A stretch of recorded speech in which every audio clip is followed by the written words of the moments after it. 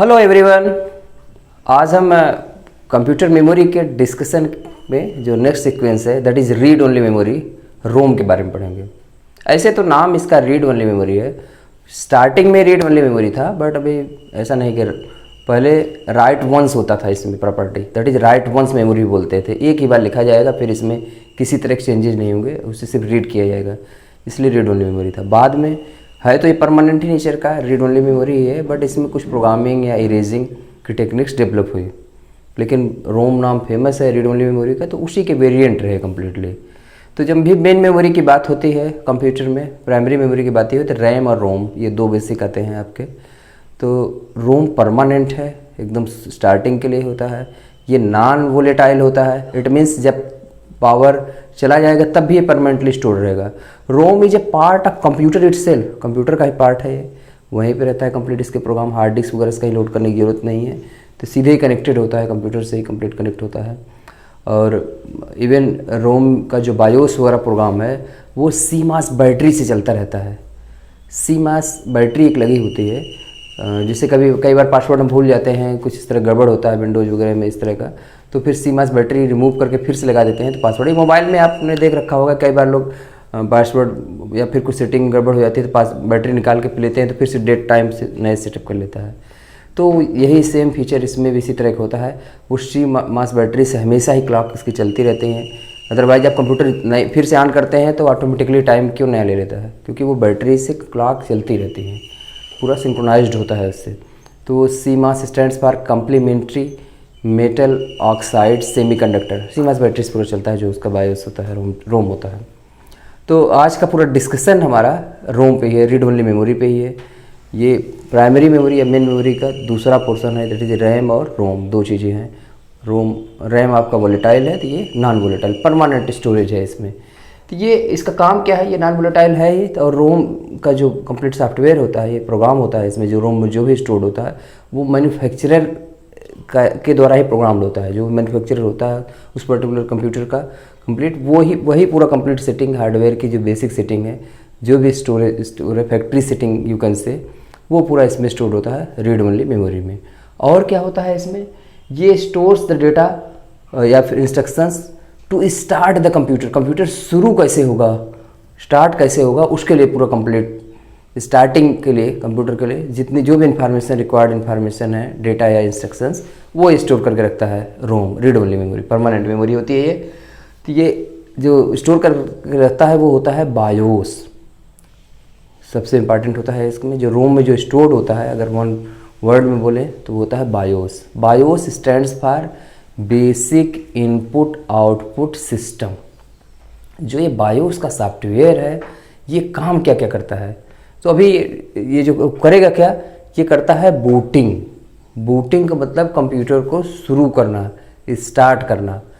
जो booting term derived है, वो डिराइव्ड है बूट स्ट्रैपिंग से। बूट स्ट्रैपिंग का मतलब होता है पैदल चलना, एकदम शुरुआत करना, बेबी स्टेप। फिर पैदल चलने से रनिंग करना और सब करना होता है, तो एकदम शुरुआत कोई चीज़ काम का करना, उसे बूट स्ट्रैपिंग करते हैं, एकदम स्टार्ट पैदल। तो यही बूटिंग का मतलब एकदम शुरू करना कंप्यूटर, एक तरह से कंप्यूटर को शुरू करना। तो जो बूटिंग का जो सॉफ्टवेयर है वो बायोस है, वो किस में होता है, रोम में स्टोर्ड होता है, रीड ओनली मेमोरी में। तो इसका मतलब रोम का रोल शुरू में ही है, एकदम स्टार्ट करने के लिए कंप्यूटर। और इवन रोम का प्रोग्राम जब रैम में लोड होता है तभी वो प्रोग्राम रन होता है, ये भी ज़रूरी है। किसी भी प्रोग्राम, किसी भी तरह के इंस्ट्रक्शंस को रन होने के लिए उसका रैम में होना, मेन मेमोरी में होना ज़रूरी है। तो रोम से किस में होता है, आता है, शिफ्ट होता है वैल्यू, रैम में आ जाता है, तब होता है। तो पहले रोम वाले ही प्रोग्राम रैम में आते हैं। तो रोम में क्या है स्टोर्ड आपके पास, BIOS, basic input output system. BIOS करता क्या है, क्या क्या करता है, बायोस का जो सॉफ्टवेयर है, बेसिक इनपुट आउटपुट सिस्टम का जो सॉफ्टवेयर है, उसमें है क्या, उसमें very first software is the POST power on self test.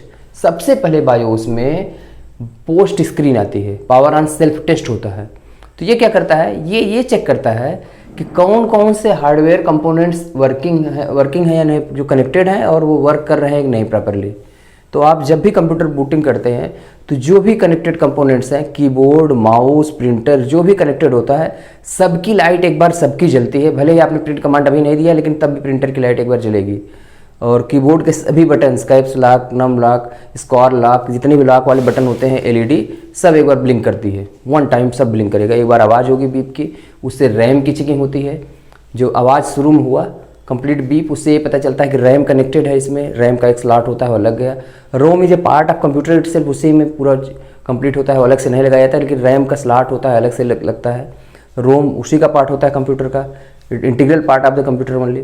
तो पोस्ट स्क्रीन के समय में रैम की भी टेस्टिंग होगी, हार्ड डिस्क की भी टेस्टिंग होगी और सभी होगा। तो कहीं बीप की आवाज़ आएगी रैम के लिए। इसके बाद जितने भी माउस, कीबोर्ड, प्रिंटर जो कनेक्टेड हैं, मॉनिटर, सबका एलईडी जो होती हैं ब्लिंक होती हैं एक बार, जिससे पता चल जाता है स्टेटस का कि हाँ सब कनेक्टेड कंपोनेंट जितने भी hardware components all are working properly. इसलिए इसको बोलते हैं पोस्ट। और जो स्क्रीन होती है उसे बोलते हैं पोस्ट स्क्रीन, जो फर्स्ट दिखेगा आपका उसे बोलते हैं power on self test screen. POST screen आती है एकदम स्टार्टिंग में, इतनी जल्दी फ्लैश में चली जाती है कि हमें दिखता नहीं। अगर कहीं कहीं स्लो कंप्यूटर हो तो हमें पता भी चल जाएगा पोस्ट लिखा हुआ, आप ध्यान से देखेंगे तो ये सबसे पहले काम पोस्ट स्क्रीन का होता है। सब वो देख लेता है कि सब हार्डवेयर कंपोनेंट जुड़ा है या नहीं, बायोस का पहला काम ये।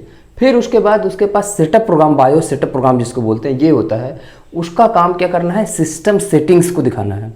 सिस्टम सेटिंग्स कई बार हमें ज़रूरत पड़ती है तो हम बीच में रेडी रहते हैं, सिस्टम सेटिंग्स में चले जाते हैं, तो उसमें हम और चीज़ें सीक्वेंसेस चेंज कर लेते हैं।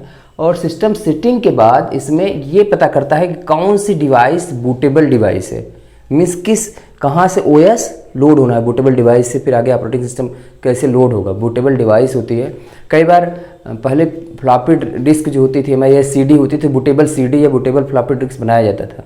जो विंडोज़ या कोई जो भी ऑपरेटिंग सिस्टम होते हैं उसे बूटेबल सीडी या बूटेबल फ्लॉपी बनाते थे, जिससे एकदम स्टार्टिंग में हमारा हार्ड डिस्क गड़बड़ है तो उससे बूट हो सके और हम चेंजेज हार्ड डिस्क में कर सकें। तो बूटेबल इस तरह से बनाना पड़ता है जो कि स्टार्ट कर सके कंप्यूटर को। तो बूटेबल फ्लॉपी, बूटेबल कुछ भी पेन ड्राइव भी बूटेबल बना लिया जाता है जिससे उससे भी कंप्यूटर स्टार्ट हो सके। तो जो भी डिवाइसेज इस तरह के सेकेंडरी हैं उनमें से कौन सा बूटेबल है, मीन्स कहाँ पे ओएस का बूटिंग कंपोनेंट्स मिलेंगे, शुरुआत करने वाले कंपोनेंट्स, जिससे इन्वायरमेंट एक मिल जाएगा। ओएस इन्वायरमेंट ही प्रोवाइड करता है, जिससे हम और भी जो भी सेकेंडरी मेमोरी को एक्सेस करेंगे सेकेंडरी डिवाइसेज को, तो उसका फॉर्मेट करना और सब करना आसान हो जाता है। तो बूटेबल बना के रखते हैं लोग। तो आजकल तो सब चीज़ें इस तरह से हो गई हैं कि बहुत ज़्यादा इस तरह की ज़रूरत नहीं, कम पड़ती है। अदरवाइज़ पहले ट्रबल शूटिंग वगैरह के लिए काफ़ी ज़्यादा दिक्कत आती थी हार्डवेयर में, तो बूटेबल डिवाइसेस का बहुत ज़्यादा ट्रेंड था कि बूटेबल सीडी या बूटेबल फ्लॉपी ड्राइव या बूटेबल पेन ड्राइव बना के रखते थे। अभी थोड़ा कम रखते हैं सब, क्योंकि अपसेट हो जाता है और सब चीज़ों से सब जगह वो करने लगे हैं। लेकिन उसका ये है पर्पज़ कि ये सेटअप प्रोग्राम बूटेबल डिवाइसेस पे जाता है। अगर कई सीक्वेंस हैं बूटेबल में तो एक हमारा डिफ़ॉल्ट बूटेबल सीक्वेंस होगा, तो हम बूटेबल का सीक्वेंस चेंज भी कर सकते हैं। कई बार हमारा फ्लॉपी से ही बूटेबल हो, वो सिस्टम सेटिंग्स हम चेंज कर सकते हैं पहले ही। या फिर हमारा सीडी ड्राइव है या फिर हार्ड डिस्क है, तो सामान्यतः जब हमारा ओएस लोड होता है कंप्यूटर में तो हार्ड डिस्क में ही रहता है, तो hard disk bootable by default रहेगा, चलेगा। लेकिन हमें ऐसे सामान्य रूप से नहीं पता चलेगा। अगर हम सीक्वेंस चेंज किए होंगे, हम दूसरे पोर्शन से बूट करना चाहेंगे, तब इसकी ज़रूरत पड़ेगी। मान लीजिए आपका हार्ड डिस्क क्रैश कर गई, कुछ गड़बड़ चल रहा है, तो बूटेबल सीडी है तो बूट सीक्वेंस हम सीडी का रख देंगे, तो सीडी ड्राइव भी ओपन होगा, सीडी या डीवीडी वटेवर उससे, ठीक है, डीवीडी है तो वही वाला पोर्शन ओपन होगा, तो उससे बूट हो जाएगा, हमारा शुरू हो जाएगा, बूटेबल सीक्वेंस हो रहेगा, बूटेबल डिवाइस। और हम जो हार्ड डिस्क है उसको एक्सेस करके उसको हम फॉर्मेट कर सकेंगे या फिर उसमें ओएस लोड कर सकेंगे। इस तरह से ओएस लोड करते समय भी जरूरत पड़ती है बूटेबल की। ये काम है बायोस सेटअप में। और क्या करेगा वो कि इंटरप्ट तो कभी भी आ सकता है सिस्टम में। इंटरप्ट कभी आ जाने की वजह से सबसे पहले वो इंटरप्ट हैंडलर्स को लोड कर देता है, क्योंकि कंप्यूटर चल रहा है, पावर कभी चली गई, कनेक्टेड नहीं है, कुछ भी है, किसी तरह से और की प्रेस हो गई तो इंटरप्ट कभी भी आ सकता है। तो इंटरप्ट हैंडलर साथ ही साथ लोड हो जाता है, बायोस सेटअप प्रोग्राम का पोर्शन है वो।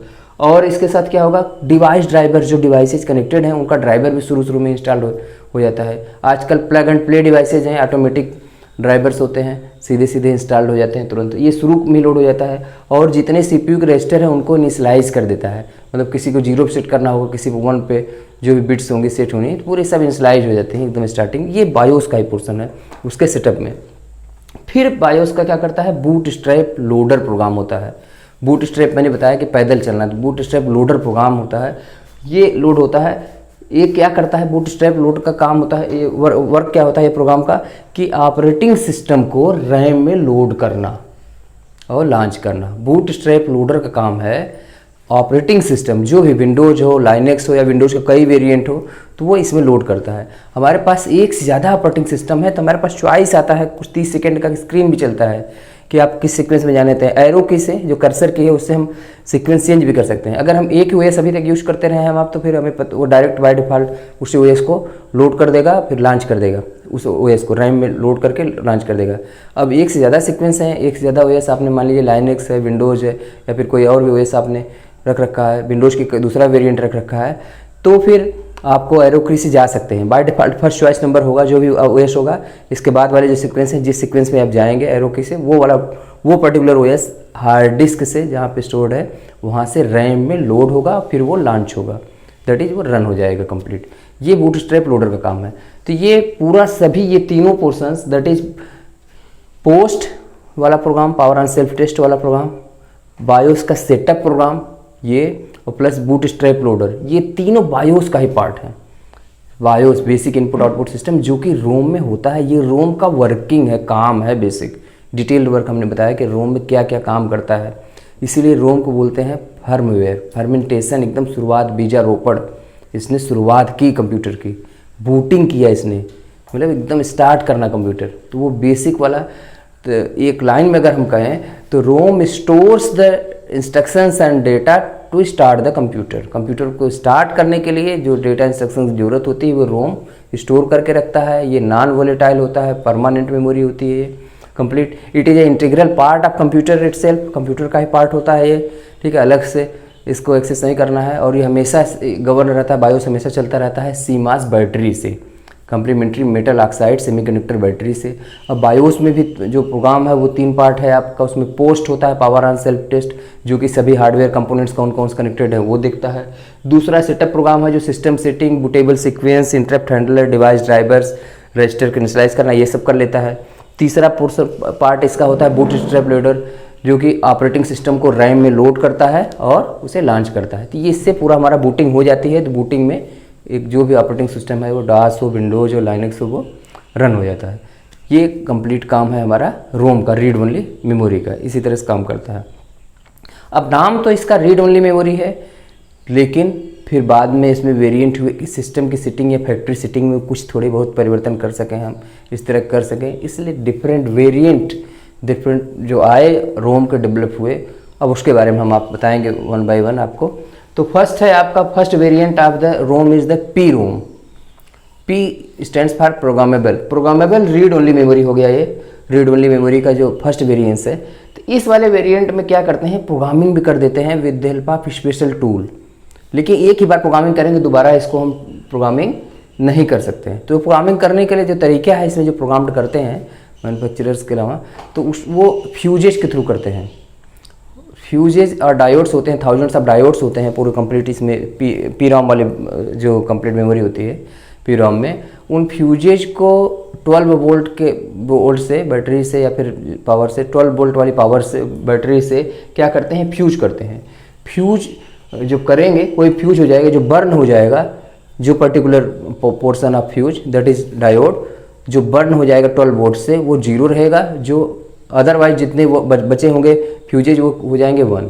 इट मीन्स ये पूरा मैट्रिक्स होता है 0 1 का पूरा कंप्लीट, थाउजेंड्स ऑफ डायोड्स या फिर फ्यूजेज होते हैं। फ्यूज उस जो फ्यूज 12 वोल्ट से बर्न कर दिया जाता है, जला दिया जाता है, वो जल गया तो 0 हो गया, और जो नहीं जला है तो 1। तो 0 1 के सीक्वेंस में कोड हो गया एक तरह से।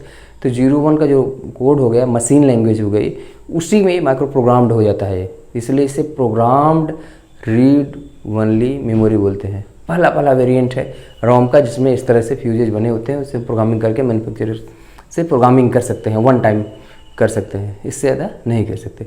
नेक्स्ट जो आता है टेक्निक आती है ईपी रोम। ईपी रोम के केस में रीप्रोग्रामिंग भी की जा सकती है, लेकिन इसके लिए क्या करेंगे कि रोम सीपीयू कैबिनेट में होता है, तो रोम को क्या करते हैं, बाहर निकालते हैं, अल्ट्रा वायलेट लाइट्स के थ्रू उसको इरेज करते हैं। तो बाहर एक्सपोज करेंगे। कई बार इस तरह के जो ईपी रोम बेस्ड होते हैं रोम कंप्यूटर होते हैं, अगर धूप ज़्यादा हुई या फिर अल्ट्रा वायलेट रेज पहुंची तब भी थोड़ा बहुत इसमें डिफेक्ट आ जाता है, तब लगता है कि सिस्टम सेटिंग हो गई, उड़ गया प्रोग्राम, सॉफ्टवेयर ही उड़ गया है। तो जो ईपी रोम बेस्ड होता है, उड़ जाने का मतलब अल्ट्रा वायलेट रेज से वो इरेज हो गया। तो अल्ट्रा वायलेट रेज वहाँ भी पहुँच सकती हैं, तो सामान्यतः इसको डिटैच करना पड़ता है, कंप्यूटर से हटाना पड़ता है इसमें, तब जाके इसमें ये कंप्लीट होगा, फिर रिप्रोग्रामिंग की जाती है कंप्लीट। तो ये जब एक्सपोज करेंगे अल्ट्रावायलेट लाइट से तो ये हो सकेगा कंप्लीट। अब इसको हम ये भी चाहें कि अगर न डिटैच करना चाहें तो अल्ट्रावायलेट लाइट रेज इसमें डायरेक्टली हम दे देंगे, तब भी ईपी रोम में क्या हो जाएगा, इरेज हो जाएगा, लेकिन ये बहुत कम जितने पोजीशन करेंगे वहीं पर होगा।